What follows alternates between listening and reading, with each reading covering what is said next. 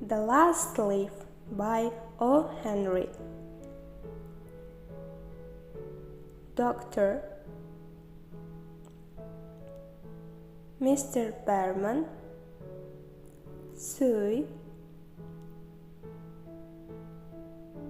and Jonesy. A small part of the city west of the Washington Square. The streets have gone wild. They turn in different directions. They are broken into small pieces called places. One street goes across itself 1 or 2 times. A painter once discovered something possible and valuable about this street. Suppose a painter had some painting materials for which he hadn't paid. Suppose he had no money. Suppose a man came to get the money. The man might walk down that street and suddenly meet himself coming back without having received a cent. This part of the city is called Greenwich Village, and to old Greenwich Village the painters soon came. Here they found rooms they liked, with good light and at a low cost. Sue and Jonesy lived at the top of a building with 3 floors. One of these young women came from Maine, the other from California. They had met at a restaurant on 8th Street. They discovered that they liked the same kind of art, the same kind of food, and the same kind of clothes, so they decided to live and work together. That was in the spring. Toward winter, a cold stranger entered Greenwich Village. No one could see him. He walked around touching one person here and another there with his icy fingers. He was a bad sickness. Doctors called him pneumonia. On the east side of the city he hurried, touching many people, but in the narrow streets of Greenwich he didn't move so quickly. Mr. Pneumonia wasn't a nice old gentleman. A nice old gentleman wouldn't hurt a weak little woman from California. But Mr. Pneumonia touched Jonesy with his cold fingers. She lay on her bed almost without having moving, and she looked through the window at the wall of the house next to hers. One morning, the busy doctor spoke to Sue alone in the hall, where Jonesy couldn't hear. "She has a very small chance. She has a chance if she wants to live. If people don't want to live, I cannot do much for them. Your little lady has decided that she isn't going to get well. Is there something that is troubling her? She always wanted to go to Italy and paint a picture of the Bay of Naples. Paint? Not paint.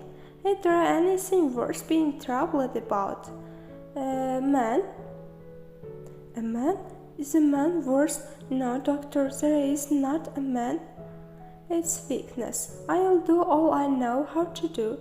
But when a sick person begins to feel that he's going to die, half my work is useless. Talk to her about new winter clothes. If she were interested in the future, her chances would be better." Sue began to work. As she worked, she heard a low sound again and again.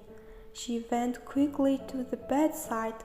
Jonesy's eyes were open wide. She was looking out the window and counting back. 12, 11, 10, 9, 8, 7. What is it, dear? 6. They are falling faster now. 3 days ago, there were almost 100. I hurt my head to count them, but now it's easy. There goes another one. There are only 5 now. 5? What, dear? Tell her, Sue. Leaves on the tree. When the last one falls, I must go too. I have known that for 3 days.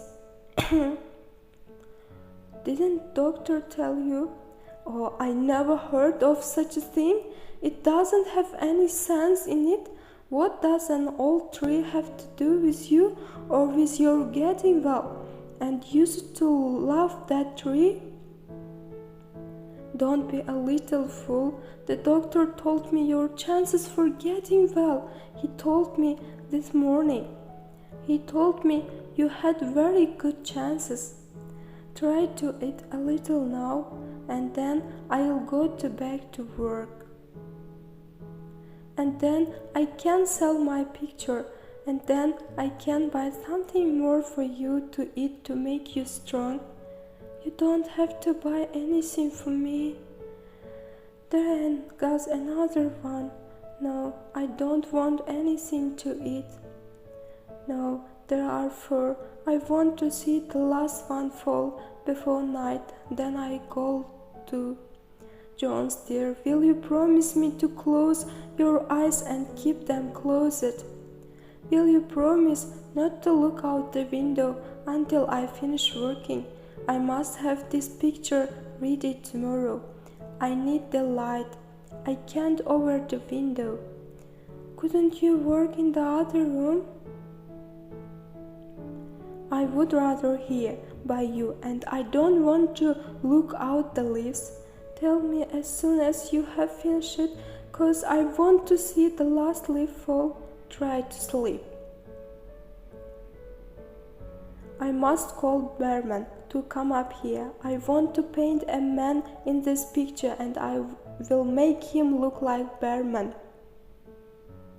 I won't be gone a minute. Don't try to move till I come back. Old Berman was a painter who lived on the first floor of their house. He was past 60. He had had no success as a painter. For 40 years he had painted without ever painting a good picture. What? Are there such fools? Do people die because leaves drop off a tree? I haven't heard such a thing. No, I'll not come up and sit while you make a picture of me.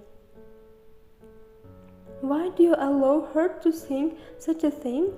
That poor little Jonesy. She is very sick and weak. The sickness has put these strange ideas into her mind. Mr. Berman, if you won't come, you won't. But I don't think you are very nice. That's like a woman. Who said I'll not come? I go come with you. For half an hour I have been trying to say that I'll not come. The day slowly passed. As it grew dark, they could still see the leaf hanging from its branch against the wall. And then, as the night came, the north wind began again to blow. The rain still beat against the windows. When it was light enough the next morning, Jonesy again commanded that she was allowed to see.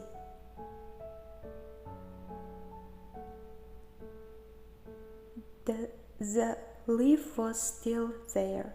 When Jonesy saw it, she was very happy, and the doctor came, and he said that Jonesy was getting well, and she was safe.